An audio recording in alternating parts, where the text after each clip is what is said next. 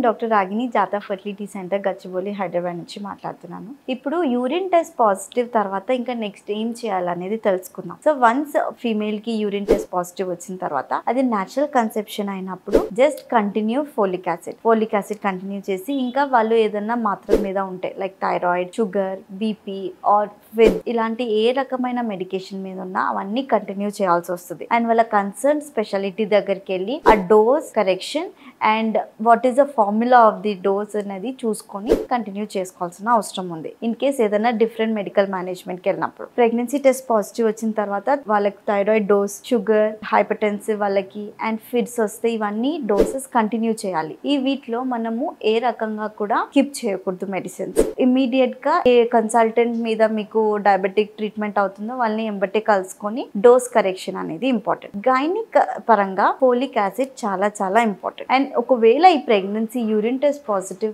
IUI or IVF ద్వారా వచ్చినట్లయితే వాళ్ళు ప్రీవియస్ గా మెడిసిన్స్ ఏదైతే కంటిన్యూ చేస్తున్నారో అవన్నీ కంటిన్యూ చేయాల్సిన అవసరం ఉంది. ఎందుకంటే ఇవి హార్మోనల్ కాబట్టి ఏ రకంగా సడన్ గా స్టాపేజ్ అనేది చేయకూడదు.